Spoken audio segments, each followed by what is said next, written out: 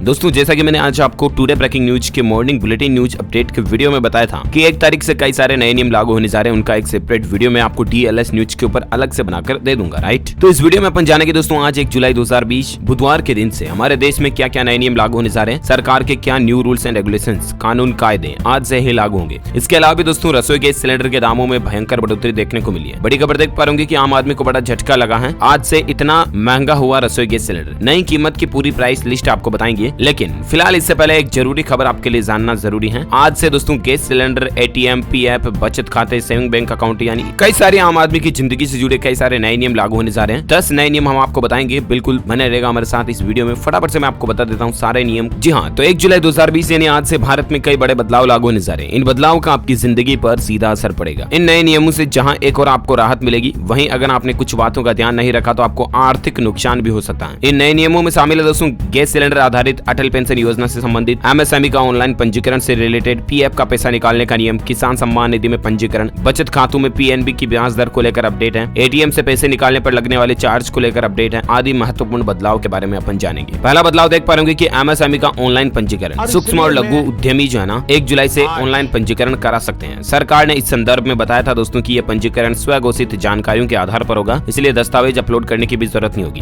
यानी सीधा मतलब है कि 1 जुलाई से अगर आप अपने नए बिजनेस काम धंधे को रजिस्टर करना चाहते हैं ना तो ऑनलाइन ही हो जाएगा सीधा। इसके लिए अब आपको ज्यादा डॉक्यूमेंट्स वगैरह देने की जरूरत नहीं है, सिर्फ आपके आधार कार्ड नंबर से ही आपका MSME पंजीकरण हो जाएगा। तो ये नियम भी आज से लागू होने जा रहा है। इसके अलावा चीनी वायरस के काल में जून तक जो PF का पैसा निकालने की आखिरी तारीख थी ना, वो भी आज से खत्म हो चुकी है। केंद्र सरकार ने चीनी वायरस की रोकथाम के लिए लगाए गए लॉकडाउन में PF से पैसा निकालने के लिए नियमों में कई सारी ढील दी थी। लोगों के पास नकदी की किल्लत को देखते हुए वित्त मंत्रालय ने EPF से आपात निकासी की सुविधा दी थी, यानी कि EPF से इतने दिन आप एडवांस पैसा निकाल सकते थे। तो उसका भी 30 जून आखिरी तारीख था, जो कि ऑलरेडी कल ही निकल चुका है। तो अब आप इस सुविधा का फायदा आगे नहीं उठा पाएंगे, ठीक है। इसके अलावा ATM से पैसे निकालने पर लगने वाला चार्ज। दरअसल दोस्तों आपको पता होगा लॉकडाउन के दौरान लोगों को सरकार ने ये राहत दी थी कि आप किसी भी बैंक के ATM से किसी भी बैंक खाते से पैसा निकालोगे तो भी आपसे कोई भी चार्ज वगैरह पेनल्टी नहीं ली जाएगी। यानी कि अगर आपके पास मान लीजिए SBI का ATM कार्ड है, ठीक है ना, उसके बावजूद भी अगर आप SBI, PNB, Canara bank, HDFC, ICICI, axis bank, yes bank, UCO bank, किसी से भी बैंक के ATM से अगर आप पैसा निकालोगे तो भी आपसे कोई इतने दिन चार्ज पेनल्टीज वगैरह नहीं लग रहा था, राइट। लेकिन 1 जुलाई 2020 के बाद ये चार्ज लगने लग जाएगा, क्योंकि 30 जून इसकी भी लास्ट डेट थी। तो अब आप किसी भी बैंक के डेबिट कार्ड, ATM कार्ड से अन्य किसी बैंक के ATM से पैसा निकालोगे तो जो कोई भी बैंकिंग रूल्स हैं उनके अकॉर्डिंग आपको चार्ज पे करना पड़ेगा। चलिए अगला अपडेट है कि खाते में न्यूनतम बैलेंस भी जरूरी नहीं था। इतने दिन दोस्तों लॉकडाउन की वजह से लोगों के पास पैसों की कमी थी, तो लोगों को अगर अर्जेंट पैसों की जरूरत हो तो वो अपने खाते के मिनिमम बैलेंस को भी इस्तेमाल कर सके। इसीलिए सरकार ने ये नियम लागू किया था कि न्यूनतम बैलेंस अगर आप नहीं रखोगे ना 1 जुलाई तक तो आपके खाते पर कोई भी पेनल्टी या चार्ज नहीं लगेगा, ठीक है। लेकिन 1 जुलाई 2020 के बाद बचत खाते पर मिनिमम बैलेंस में छूट का नियम भी खत्म हो गया। अगर खातों में न्यूनतम बैलेंस आप नहीं रखते हो तो इस पर बैंक अब आपसे पेनल्टी वसूलेगा। अलग अलग लिमिट्स होती हैं, आपको पता होगा। ग्रामीण इलाकों में 500-1000 रुपए तक की होती है, जबकि शहरी इलाकों में 2000-5000 तक की भी होती है। तो ये सिस्टम रहता है, यानी कि अब आपको आपके खाते में मिनिमम बैलेंस मेंटेन करके रखना ही पड़ेगा, अदरवाइज आपको पेनल्टीज देनी पड़ेगी, आपसे चार्ज लिया जाएगा। चलिए अगला अपडेट है बचत खातों पर पंजाब नेशनल बैंक की ब्याज दर। जहां PNB बैंक ने अपने बचत खाता धारकों को यानी कि सेविंग बैंक अकाउंट होल्डर्स जो हैं उनकी इंटरेस्ट रेट भी 1 जुलाई से कम करने जा रहा है। बचत खातों में मिलने वाली ब्याज दर में 0.50% तक की कटौती की जानी है। इसके बाद बैंक के बचत खाते पर अधिकतम 3.25% का सालाना ब्याज मिलेगा। PNB के बचत खाते में 50 लाख रुपए तक जमा करने पर 3% सालाना और 50 लाख से ज्यादा जमा करने पर 3.25% सालाना की दर से ब्याज मिलेगा। ये पंजाब नेशनल बैंक के खाताधारकों के लिए अपडेट है। इसके अलावा रसोई गैस सिलेंडर महंगा हो गया, कितना महंगा हुआ, कौन कौन से शहरों में किन किन राज्यों में कितने दाम बढ़े, प्राइस लिस्ट मैं आपको बताऊंगा। HP, भारत, इंडियन गैस सभी की नई प्राइस अपडेट बताऊंगा आगे, है ना। फिलहाल अपन कुछ और नए नियम को जानते हैं, जहां देख पा रहे कि अटल पेंशन योजना में बड़ा बदलाव देखने को मिला है। जी हां, अगर आप अटल पेंशन योजना के खाताधारक हैं, यानी कि आपने भी अटल पेंशन योजना से जुड़े हुए हैं, वहां पर अकाउंट खुलवा रखा है, तो आपके लिए ये भी जानना जरूरी है दोस्तों कि 1 जुलाई से सरकार ने अटल पेंशन योजना में क्या बदलाव करने का ऐलान किया। 1 जुलाई से अटल पेंशन योजना के खातों में से मासिक योगदान का ऑटो डेबिट होना शुरू हो गया। इतने दिन सरकार ने ऑटो डेबिट को रोक रखा था ताकि लोगों को अगर बैंक खाते में पैसे की जरूरत है तो ऑटोमेटिक नहीं कटे, ठीक है। लेकिन अगर आपने ऑटो डेबिट शुरू कर रखा तो अब ये 30 जून के बाद यानी कि 1 जुलाई से आज से फिर से ऑटो डेबिट शुरू हो जाएगा, तो ये भी आप ध्यान रखिएगा, ठीक है। साथ ही दोस्तों सबका विश्वास योजना का लाभ भी अब आपको नहीं मिलेगा। जी हाँ, इनकम टैक्स से संबंधित अगर आपके कोई काम काज थे या कोई मसला था ऐसा विवादित, तो उसके समाधान के लिए सरकार ने एक अलग से गठन किया हुआ था, ब्रांच समझ सकते हैं या कुछ भी, जिसका नाम था सबका विश्वास योजना, जो कि केवल सर्विस टैक्स और केंद्रीय उत्पाद शुल्क से जुड़े पुराने विवादित मामलों को ही देखा करता था, राइट। लेकिन सबका विश्वास योजना के भुगतान की भी आखिरी तारीख 30 जून थी, यानी कि 1 जुलाई के बाद से आप इस योजना का लाभ नहीं उठा पाएंगे। हर तरह की टैक्स विवाद की परेशानी का समाधान था ये। इस संदर्भ में केंद्रीय अप्रत्यक्ष एवं कर सीमा बोर्ड ने सीबीआईसी ने ट्वीट करके बेवाद की जानकारी दी है। अच्छा, इसके अलावा किसान सम्मान निधि में पंजीकरण की भी लास्ट डेट 30 जून थी, जो कि अभी जो किस्तें आने वाली है ना उसके अकॉर्डिंग अगर आप 30 जून तक रजिस्टर करा, हालांकि अभी भी आप रजिस्टर कराना चाहते हैं तो करा सकते हैं, इससे कोई दिक्कत नहीं है, लेकिन फिर आपकी किस्तें वापस उस हिसाब से अगले महीनों से ही चालू होगी। बाकी जुलाई और अगस्त में आपको दूसरी किस्त के रूप में 2-2 हजार रुपए मिल जाते हैं। अच्छा, इसके अलावा म्यूचुअल फंड की खरीद पर स्टाम्प ड्यूटी लगेगी। आज से दोस्तों 1 जुलाई से म्यूचुअल फंड खरीदने पर निवेशकों को उस पर स्टाम्प ड्यूटी भी देनी होगी। दोस्तों, अगर आप भी शेयर मार्केट वगैरह, म्यूचुअल फंड, स्टॉक मार्केट इनमें काम करते हैं तो जरा ध्यान से समझिएगा, या आपके घर परिवार, फैमिली, दोस्तों, मित्रों में से कोई करते हैं तो उनको भी अपडेट शेयर कीजिएगा। चाहे आप सिस्टमेटिक इन्वेस्टमेंट प्लान और सिस्टमेटिक ट्रांसफर प्लान के जरिए भी म्यूचुअल फंड में पैसा लगा रहे हो ना, तब भी आपको स्टाम्प ड्यूटी देनी पड़ेगी। हालांकि म्यूचुअल फंड की निकासी पर यानी कि पैसे निकालने पर निवेशकों को स्टाम्प ड्यूटी नहीं देनी पड़ेगी। ये स्टाम्प ड्यूटी डेट और इक्विटी सभी तरह के म्यूचुअल फंड पर लगेगी। स्टाम्प ड्यूटी लगने का असर सबसे ज्यादा डेट फंड पर देखने को मिलेगा। म्यूचुअल फंड की खरीद पर 0.005% की दर से स्टाम्प ड्यूटी लगेगी। इसके अलावा म्यूचुअल फंड की यूनिट्स को डीमेट अकाउंट से ट्रांसफर करने पर 0.015% की स्टाम्प ड्यूटी लगेगी। स्टाम्प ड्यूटी के लगने से 90 दिन और इससे कम अवधि वाले होल्डिंग पर ज्यादा असर पड़ेगा। तो ये म्यूचुअल फंड को लेकर कुछ नए नियम आज से लागू होने जा रहे हैं, ठीक है ना। ये तो रहे दोस्तों 1 जुलाई से क्या क्या नए अपडेट और बदलाव लागू होने जा रहे हैं। अब जैसा कि अपन बात कर रहे थे दोस्तों की रसोई गैस सिलेंडर के रेटों में क्या बदलाव हुआ,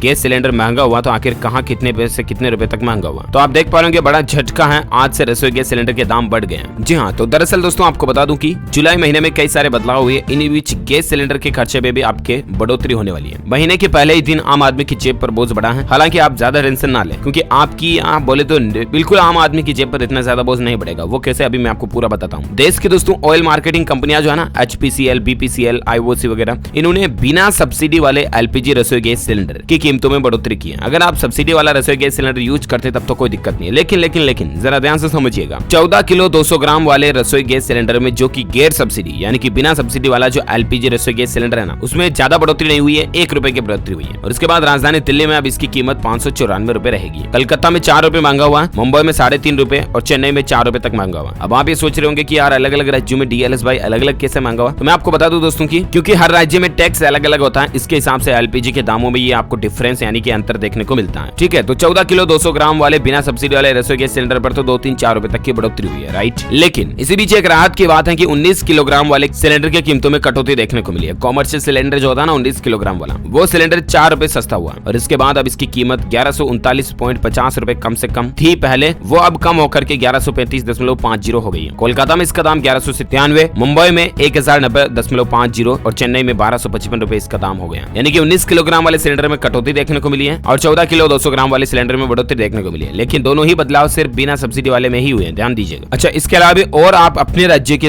रसोई गैस सिलेंडर के रेट्स, प्राइस वगैरह जानना चाहते हैं ना, तो इसके लिए दोस्तों आप इंडियन ऑयल कॉर्पोरेशन के ऑफिशियल वेब पोर्टल के ऊपर जाकर के आपके नाम और स्टेट के बारे में सर्च करके लिस्ट चेक कर सकते हैं कि आपके राज्य में अभी सब्सिडी वाला, बिना सब्सिडी वाला कौन सा गैस सिलेंडर कितना कुछ क्या चल रहा है, ठीक है ना। अच्छा, इन सब के अलावा दोस्तों आपको पता होगा कि सरकार जो है 1 जुलाई से अनलॉक 2 भी लागू करने जा रही है। इतने दिन सरकार की तरफ से अनलॉक 1 लागू था, जिसके अकॉर्डिंग क्या नए नियम, guidelines, new rules and regulations थे जो मैंने आपको बताए थे। अनलॉक 2 आज से लागू होने जा रहा है। इसको लेकर भी सरकार ने, केंद्र सरकार ने, नरेंद्र मोदी गवर्नमेंट ने गाइडलाइन जारी कर दी है। यानी कि अनलॉक 2 में आपको किन किन चीजों की छूट मिलेगी, किन किन चीजों पर पाबंदी रहेगी, इसको लेकर मैंने आपको DLS न्यूज के ऊपर ब्रीफ इन्फॉर्मेशन बताई भी थी। 1 जुलाई से क्या खुलेगा और क्या बंद रहेगा, तो इसको लेकर गाइडलाइंस की लिस्ट में आपको फटाफट से बता देता हूँ। स्कूल, कॉलेज, मेट्रो अभी तक सब कुछ बंद रहेंगे। सिनेमाघर, जिम, स्विमिंग पूल, मनोरंजन पार्क, थिएटर, बार, ऑडिटोरियम, असेंबली हॉल और ऐसी जगह भी बंद रहेगी जहां पर भीड़ वगैरह इकट्ठे लगने का डर होता है ना, तो वो चीजें भी अभी बंद रहेगी। दुकानों में 5 से ज्यादा लोग इकट्ठा नहीं हो सकते, 5 ग्राहकों से ज्यादा एक साथ दुकान में इकट्ठा नहीं हो सकते। इस दौरान भी सोशल डिस्टेंसिंग का पालन करना पड़ेगा और लोगों को फेस मास्क या फेस शील्ड पहनना अनिवार्य होगा। इसके अलावा इन कामों को अभी भी मंजूरी नहीं है जिसमें सामाजिक, राजनीतिक, खेल, क्रिकेट, फुटबॉल हो गया, इस तरह के मनोरंजन, शिक्षण से संबंधित, सांस्कृतिक कार्यक्रम, धार्मिक कार्यक्रम, मंदिर मस्जिद इनसे संबंधित और अन्य बड़े कार्यक्रमों में अभी मंजूरी नहीं दी गई है। गृह मंत्रालय ने कहा दोस्तों कि नए दिशा निर्देश राज्यों और केंद्र शासित प्रदेशों से मिले फीडबैक तथा संबंधित केंद्रीय मंत्रियों और विभागों के साथ गहन विचार विमर्श करने पर आधारित है। घरेलू और अंतर्राष्ट्रीय उड़ानों को लेकर भी यह है कि जो अभी तक जारी थे वही जारी रहेंगे। अंतर्राष्ट्रीय उड़ानें अभी भी बंद रहेगी। वंदे भारत मिशन के तहत चल रही है, उसके अलावा सारी अंतर्राष्ट्रीय इंटरनेशनल फ्लाइट्स जो है उन पर अभी तक बैन रहेगा। नाइट कर्फ्यू के नियम में जो बदलाव हुआ, रात 10 बजे से लेकर सुबह 5 बजे तक लोगों के बाहर जाने पर रोक रहेगी। जरूरी सेवा कंपनियों में शिफ्टों में काम करने वाले लोग, नेशनल स्टेट हाईवे पर सामान लाने ले जाने वाले, कार्गो के लैंडिंग अनलोडिंग पर प्रतिबंध लागू नहीं होगा। बसों, ट्रेनों और प्लेन से उतरने के बाद लोगों को अपने घर जाने की इजाजत रहेगी। नियमों का पालन करवाने के लिए स्थानीय प्रशासन अपने स्तर पर धारा 144 लागू करने जैसे आदेश जारी कर सकता है, यानी कि जिला कलेक्टर वगैरह इस तरह के आदेश भी जारी कर सकता है। ये छूट केंद्र सरकार ने दी है, तो ये भी हमारे देश में आज से ही एज ए नए नियम के रूप में बदलाव लागू होने जा रहे हैं। ओके दोस्तों, तो उम्मीद है ये 1 जुलाई से कुछ नए नियम, रूल्स एंड रेगुलेशंस के अपडेट आपको जानने मिले होंगे। वैसे आप मुझे नीचे कमेंट करके बताना दोस्तों कि आपके राज्य में लॉकडाउन पूरी तरह से खुल गया है या नहीं। आपके राज्य, जिले, शहर में अभी भी क्या कहीं पर लॉकडाउन लगा हुआ है? कमेंट में बताइए मुझे। साथ ही दिल से इस वीडियो को लाइक करना, ज्यादा से ज्यादा अपने दोस्तों के साथ फेसबुक और व्हाट्सएप पर शेयर भी करना। और अगर आप DLS न्यूज चैनल पर पहली बार आए हैं ना, तो चैनल को सब्सक्राइब करके बेल आइकन जरूर दबा देना, ताकि आपको रोजाना के ताजा अपडेट्स तुरंत आपके मोबाइल पर मिलते रहेंगे। Thank you, take care, goodbye, जय हिंद, जय भारत, वंदे मातरम।